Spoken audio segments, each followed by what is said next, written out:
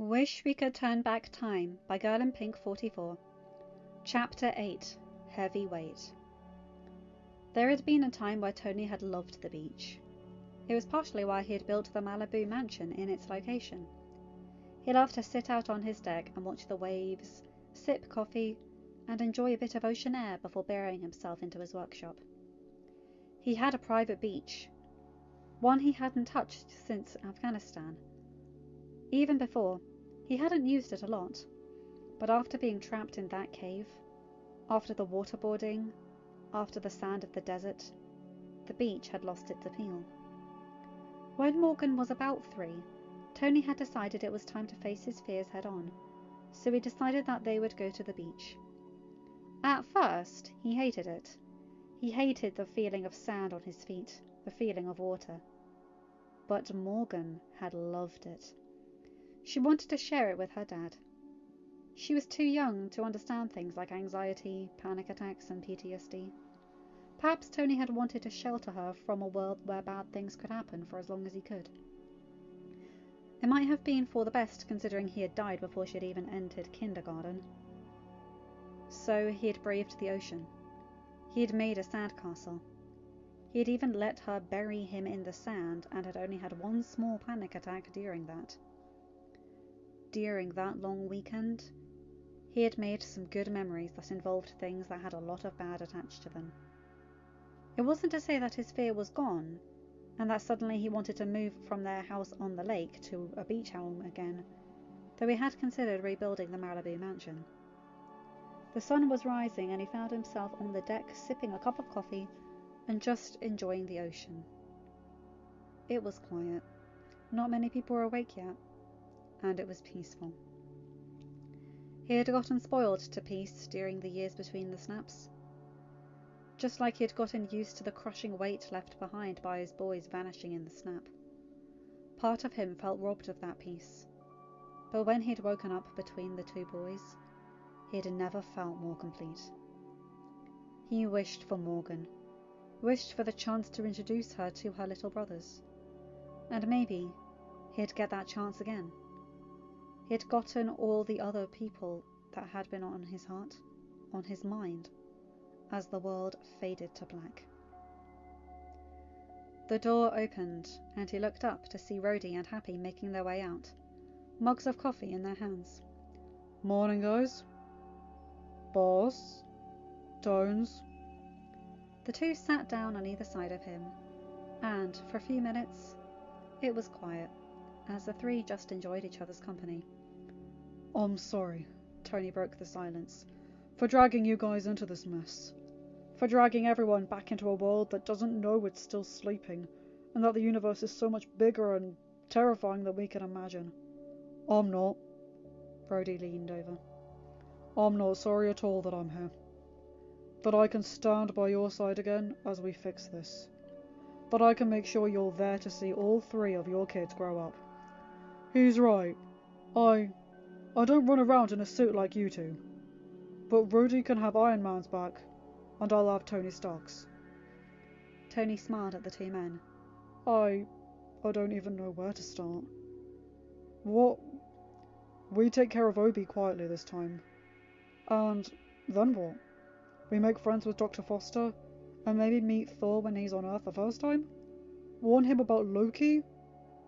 There's Cap. That's gonna be tricky. Happy winced. Might give things away if I walk up to him and punch him in the face. I'm going to have to hold off the spiderling. He got hold of the footage from Siberia not too long before everything fell apart. Tony leaned back. 2018. Tony sat in his workshop, waiting on the kid to get back from grabbing a snack.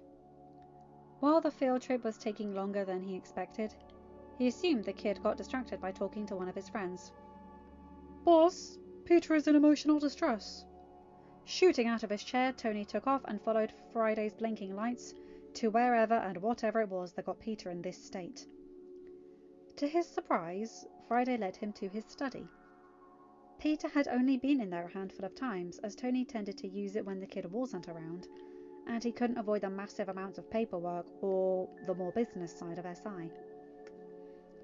Looking around, he didn't immediately see the kid, but knew that if Friday had led him here, the kid was nearby. Ro, you around? Tony took a couple of steps in and caught movement out of the corner of his eye. Looking up, he saw Peter in the corner of the room, his eyes wide with panic. Pete, can you come down?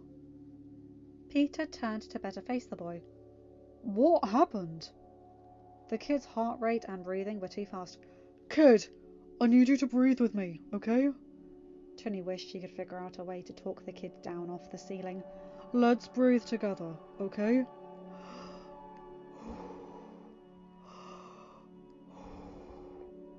They breathed for a few minutes, Peter's heart rate calming down. After a bit, he climbed down from the ceiling and promptly ran into Tony's arms. Hey, what's going on, Spiderling? I didn't mean to. Didn't mean to what? Peter held on tighter, burying his head into the crook of Tony's neck. He could feel the warm tears fall. Ned texted me about an assignment due on Friday. I have it on the cloud, and you said I could use the computer if I needed to. I'm not following. Tony led the kid to a small couch he kept in there. I logged in, but couldn't remember what I saved the file as. So I typed in a few keywords to try and find it, and I found some footage and it started playing. Tony felt a chill run down his spine. Considering the number of missions he had run as Iron Man, even a few things as Tony Stark, this initial statement did nothing to narrow down the plethora of potentially bad things that were in his archives. There was no telling which one it was. Though, to have the kid this upset. I saw what happened in Siberia. He was your friend, your teammate, and he left you. He left you there to die. Of all the things that Peter could have found, that was perhaps the one he wished the kid would never see. But I didn't. I'm right here, Pete. But what if you hadn't? Then we couldn't. I wouldn't. How could he? Tears came harder. He was protecting his friend. His friend murdered your parents! Tony let out a sigh. Hydra killed my parents. Sergeant Barnes just had the unfortunate position of being the weapon they used. It had taken a long time for Tony to make peace with that, to realise that he was at least partially responsible for what had happened in that cave. He had thrown the first punch. Unfortunately, it seems as if Peter didn't see that, or didn't understand the complex layers that led to the point in that cave. No, this innocent kid had been dragged into that mess by Tony. It was, to date, the biggest regret of Tony's life, and he had quite a few there. He should have left the kid in Queens, fighting the good fight, and looking out for the little guy. But, at the same time, he couldn't completely bring himself to regret it. Because of his mistake, he met Peter. He met this dorky little kid from Queens, who managed to do what many people thought was impossible. He made his way into Tony Stark's heart. Now, almost 2 years later, he's sitting there with the kid in his arms, trying to console him. It's a long way from the incidents with the car door. Shh, Spiderling.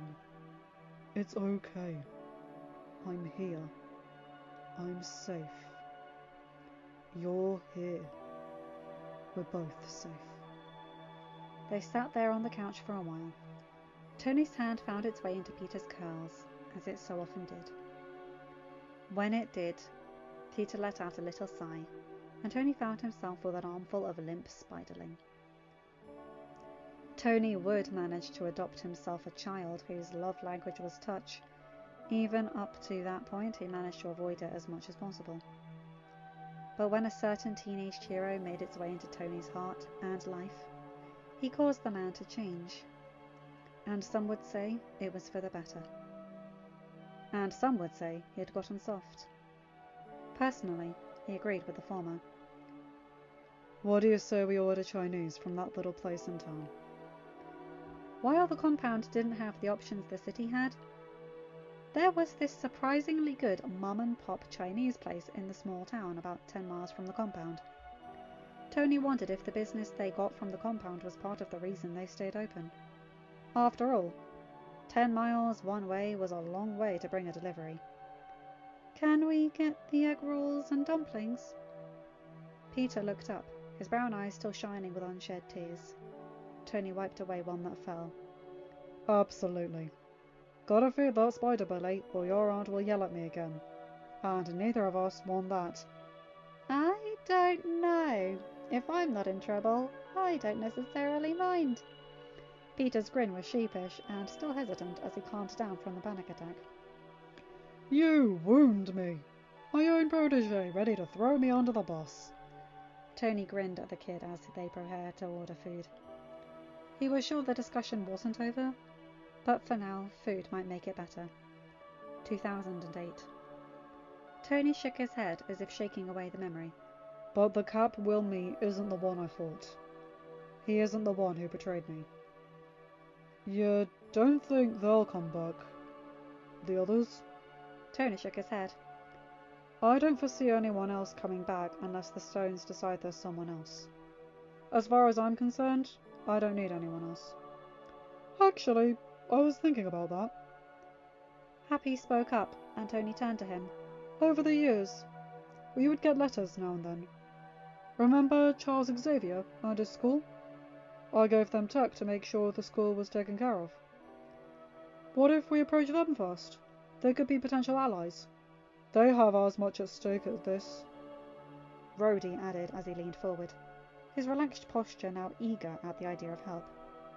"More.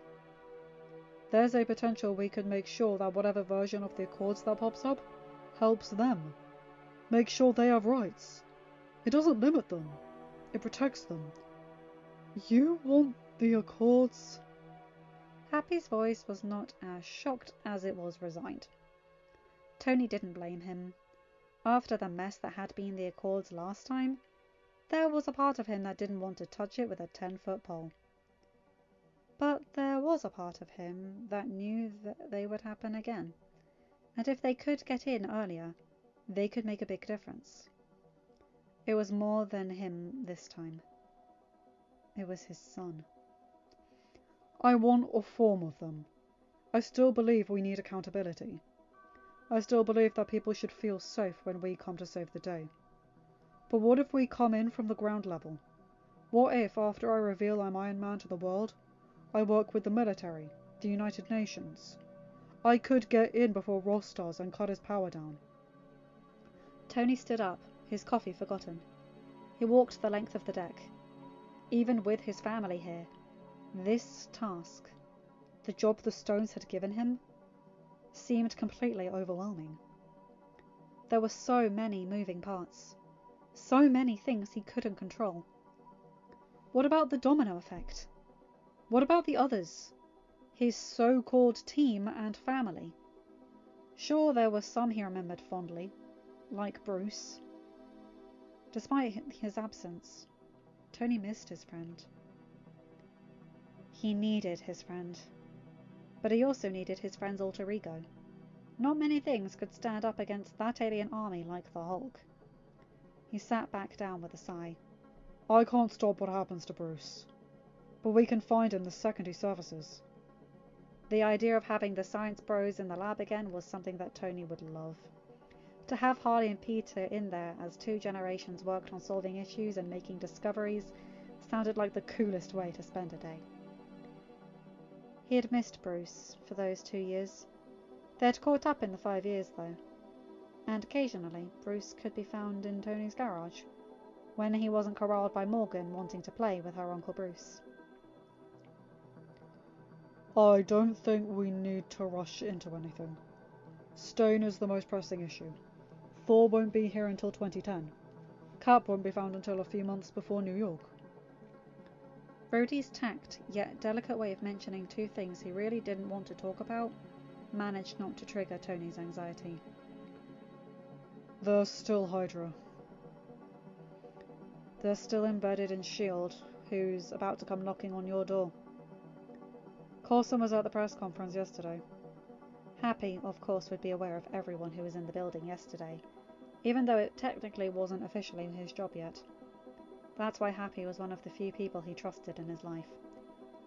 We need to make sure those idiots don't dump that info on the web for the world to find.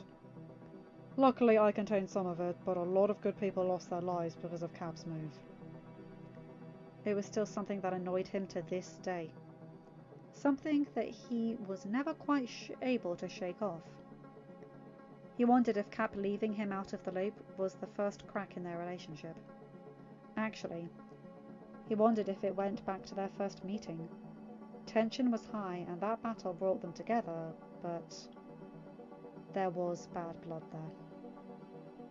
Tony was nothing like Howard, and Steve had trouble reconciling his time jump. And Tony hated how he could never measure up to Steve in his father's eyes. Even with years of therapy, Tony still hadn't worked through his feelings towards his former family and his teammates.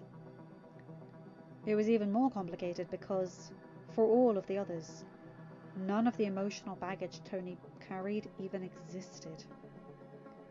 He knew the second he announced that he was in fact Iron Man, Nick Fury would attempt to break in again and tell him about his super secret boy band.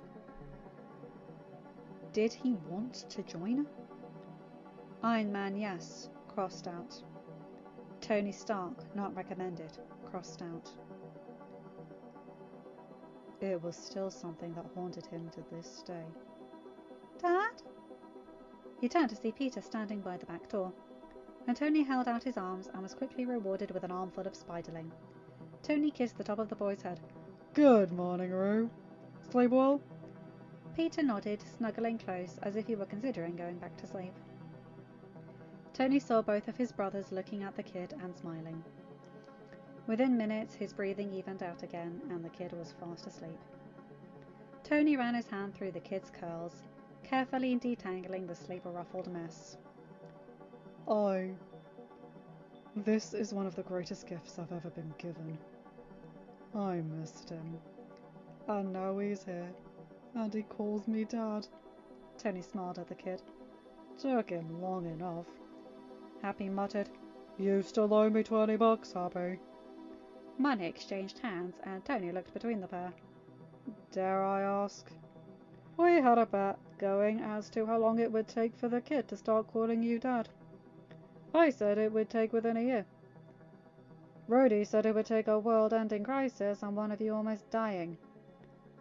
I would say I cannot believe you two would bet on something like that, but I've known you both for most of my life, so I can. Tony chuckled. There he is.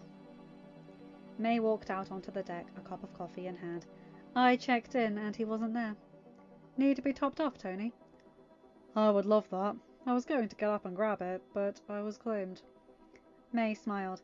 You thought he was bad as a teenager? He's going to be worse now. He loves to cuddle. She headed back inside and came out a couple of minutes later with a fresh cup of coffee that Tony happily accepted with his free hand. What are we going to do? The sigh that escaped May as she sat betrayed her age. The years that never were. About this whole situation? You're living here, and we're back in New York. This week will be easier, but school is going to be a nightmare for him. Tony winced at the idea of both boys having to complete the school year again. I'm going to look for a place in New York until the tower is done. Jay, remind me to get started on that now instead of later. Of course, sir. But it may take me a few weeks. We can stimulate his education there. Maybe let him take some classes he couldn't fit in last time around. By the time he's back in high school, we could dual enrollment, and he might have associates by the time he graduates high school. It was something he had planned on suggesting for both boys in the previous timeline. Neither was properly challenged in school. He may have to have a conversation with Rose sooner rather than later about Harley.